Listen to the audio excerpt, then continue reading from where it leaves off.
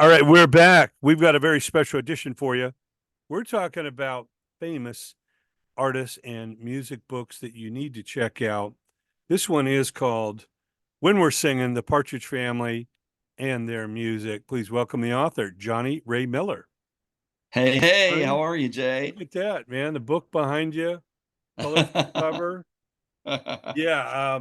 Got my 70s pop art going on back Oh, here. yeah, no doubt. Well, growing up in the 60s, it was a pretty amazing time and led Yeah, into the 70s, which is my favorite decade. Seemed yeah, like things really, expanded. There was a yeah, lot in the 60s that was involved, from the British invasion into of course the Vietnam War, which became quite a heavy topic with the folk scene and you know yeah, political statements, and of course the flower power and the counterculture and all yeah, that. But the 70s seemed to um, just expand. The artists really became so unique and yeah, and all that. In the middle of this, we had this amazing TV show, and yeah, that's Partridge right. Family comes booming on ABC TV, and took the youth by storm. Between the music and just the characters, and of course David Cassidy and his stepmom. Yeah, Shirley Jones. Here, of course. Um, some say patterned after the Cowsills, where the mother was kind of helping to lead the band. yeah. Talk about your impetus for writing the book and what you hope people really get from it.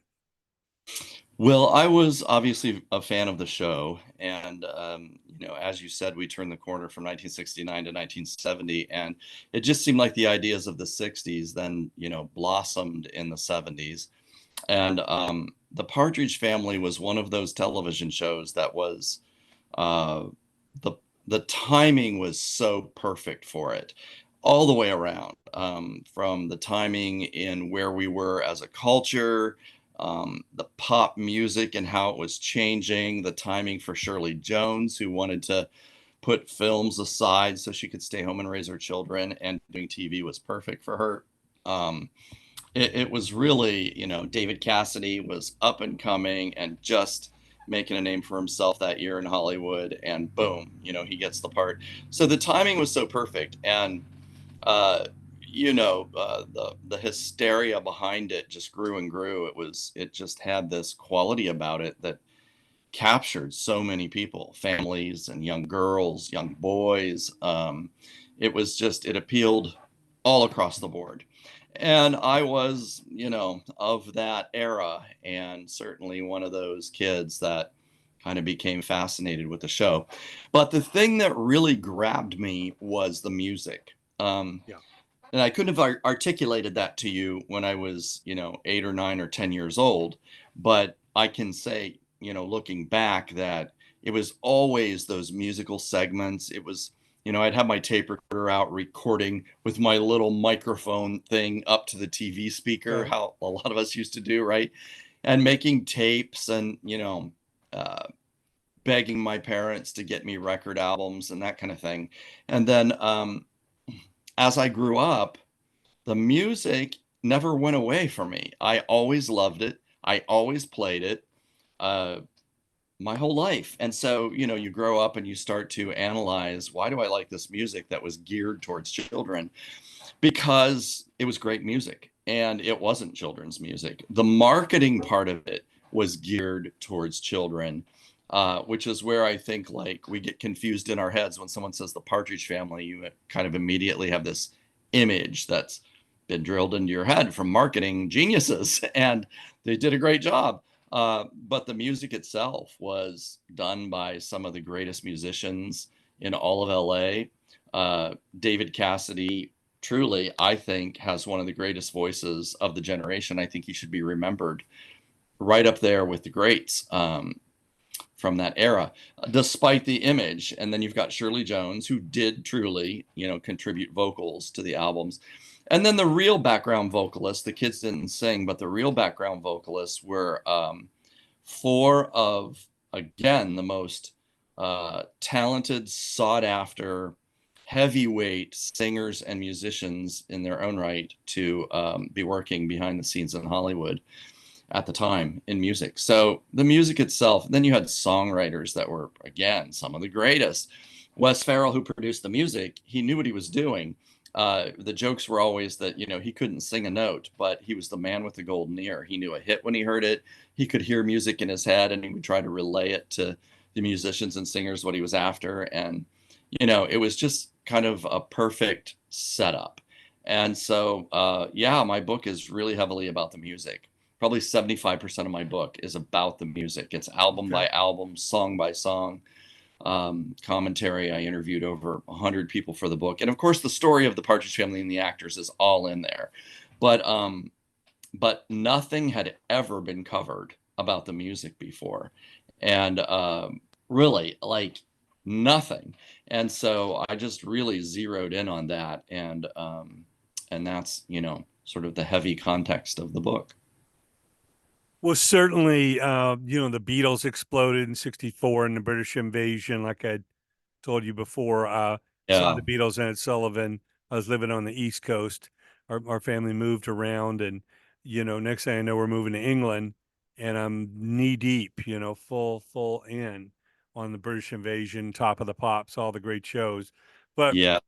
coming back to America years later, the Monkees were all over TV, and again, yeah, it was zany. It was reminiscent somewhat of Hard Day's Night or some of the wacky stuff that the Beatles had done in some of the movies. But here is the music. You look at the music of the Monkees, and again, I think it set the pace for Partridge Family. Great Yeah. writers, great music, session players, all that. It really stands on its own. And I know the group struggled because they were hired as actors, and some were more musician experienced Yeah. than Yeah. others.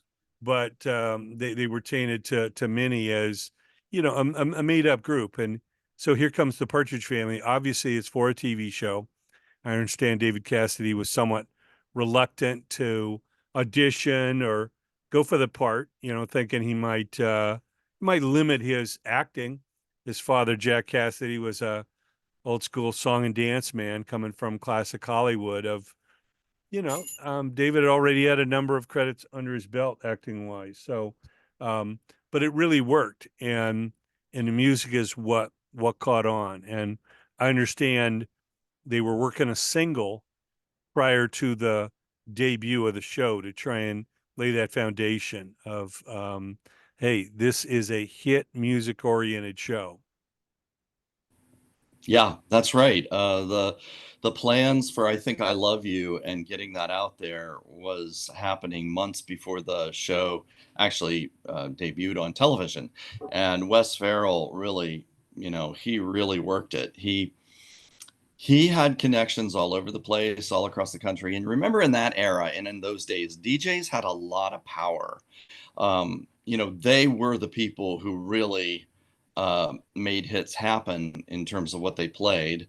And so Wes Farrell, he worked hard to get the DJs to play that song, and no one would do it. Finally, he had a connection that set him up with a radio station in Iowa.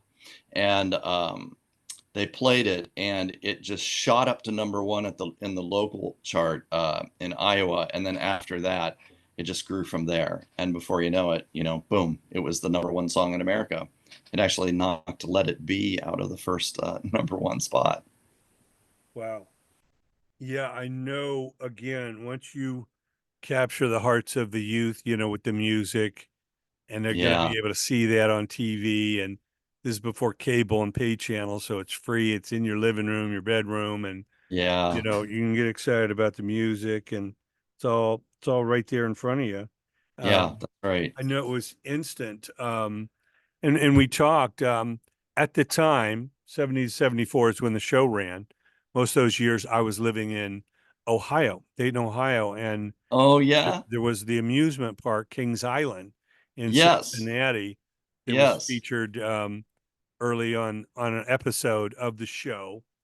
And, as a kid, some of the most important things to you, if you were a music lover, it was, summer vacation, amusement parks, um, fun things to do, roller skating or going to the Yeah. movies or stuff like that. But, being a huge music fan, um, yeah, it was, we didn't live near Disneyland or eventually Disney World or Universal Studios or any of that. So Kings Island was like a fantasy world. Oh, we got to go, Yeah. Yeah, for sure. So, talk about how Wes Farrell, the creator and person in charge of the music, really, got ahead of a schedule like television where there's new episodes every week and you have to have a song. And was there one musical segment, two musical segments? How did they pace it in the show besides the theme song, of course, that opened and closed the show? Yeah.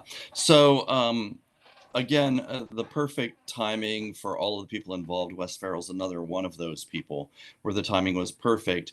He was looking for a project like this, and he had sort of tried things like this in the late 60s that never really took off, that were moderate successes. And when he heard about this, he really like went after it. He approached them and said, listen, I'm your guy. If you want hits, hire me. I'm your guy. He was that blatant. He was that upfront, and and he did. He really delivered. So his plan. He had a plan, and his plan was to have a new song for every episode of the show, a brand new song every week, and simultaneously release 2 albums a year, 2 albums a season. And it almost matched right up with his plan. You can't even say that it really faltered in any way, because he certainly came up with enough songs to have an original one every week. But sometimes he got very involved with the producers in matching up the right song for the right show. And sometimes, they would use a song over again because it was Yeah. just right. Sometimes the show had two musical segments. Um, it just the the writing of the show also played into the decisions that they made as far as what music to use and how much time to use for the music. And the first season was actually the most heavy when it comes to the storylines of the music. They were always out on the bus, they were always going around from town to town. And then by the second season, they decide to pull it back into the house a little bit more to grab that, domestic quality. Um, and so they were less out on the bus. You saw the bus a little bit less, but yet the music continued to grow, and it was, becoming very, very, very popular. So he released 2 albums in the first season as planned, 2 studio albums, Uh-huh. each season of 4 seasons, with the exception of the fourth season, when the ratings were sliding and also the sales of the albums were sliding. So there's only one album that was released in the final season of Partridge Family, but there was enough material there to do another one. Wow. And of Yeah, course a show like Brady Bunch was popular, so the infatuation of like a family and all these, right. guys and girls and their interactions and with the adult members of the family and all that. Of course, in Partridge Family, you had a manager, played by Dave Madden, who Yeah, yeah. was a known character actor, and the cast of characters that were intriguing. And besides, obviously, David Cassidy, the main male focus, Susan Day, which seemed kind of like his age, is the female. And then you Mhm. had the two younger males and the two younger females. And of course, Danny Bonaducci was stealing the show, with his red hair and wacky, Yeah, interactions yeah. with Dave Madden and everybody, um, and later became quite the tabloid uh, king. But more importantly, people are really intrigued. Here's this family, they play together. Of course, the bus was this multicolored kind of flower powered school bus converted into this traveling music and hotel kind of thing, Yeah. motel on Right. wheels. Yeah. But yeah, no, it was very intriguing. I understand there was let's see, is it 96 episodes? Is that how That's many? right. That's Okay. right. So he had his work cut out for him to Yeah. have music, and I'm sure there were the word was out. There were submissions from all the publishing companies and the songwriters and the record labels back then, just like the Right. Monkees. They had a who's who, including Neil Diamond and people that were submitting Right. for the show. So obviously, this was a sensation. And what are some of the other interesting characteristics of the show do you cover in your book? It's funny that you mentioned the bus. That was something that I covered really heavily in the book because it's a fascinating story. First of all, a bus that has never been found and nobody knows what happened to it, even to this day, makes for a great story, right? So as I kind of dug in, to do just a little bit on the bus, I just fell into this groove and I met certain people that were extremely knowledgeable about the make and model of the bus, only to come to find out that through all the years, for 50 years, the publicity out there, the stories written on the bus, they've had it all wrong. Not only the story of the bus did they have all wrong, but they had the make and model of the bus wrong throughout most of history, and almost anything that you look at. Wikipedia is wrong. And I can say that with confidence because I have the I have the specifications and the drawings from Chevrolet and Superior that prove the point. The bus is actually a 1955, what they called a second series task force. And what that meant was that in the year 1955, for 4 months, um, they changed their make and model for 4 months only and then reverted back. And it was the only year in their history that they did that, which means the bus that happens to be the Partridge Family bus, a bus that was bought for $500 from the Orange County School District to be used, it barely ran well, like just to be used as a incidentary, almost like a prop kind of thing. Um, Here it is, this incredibly rare make and model that you can't really even find. There's one fellow who has been wanting to recreate the Partridge Family bus. Well, there's been many, but to find the actual make and model of a bus to do it has proven to be virtually impossible. There's been some great attempts at remaking the Partridge Family bus, and they come very close, but no one has found a 1955 second series task force. So you have that. Then, so whatever happened to the bus, which is why it's been sort of misrepresented for so long. The bus, when the show canceled, um, was painted over very quickly within the months to follow in a sort of bland cream color, maybe a little off-white color, and it was used on Apple's Way, a series that didn't really take off. And it was just one episode, and it's most certainly the Partridge Family bus that was used there. It then appears later in 1976 as the Helter Skelter bus for the Manson movie. And again, repainted to look like the Manson bus. And that is the last time that we have ever seen the Partridge Family bus that anyone knows of. So now likely it's, been put into a junkyard, but people like me who are very fascinated in research, it's sort of like solving mysteries almost. Would just love to know if it did go to a junkyard. I would love for somebody to be able to tell me when it went, where it went from, and what junkyard it went to. Or is it out there somewhere? And the stories are endless. You can get on and Google thousands of stories of people claiming they saw the Partridge Family bus. But, I put in my book,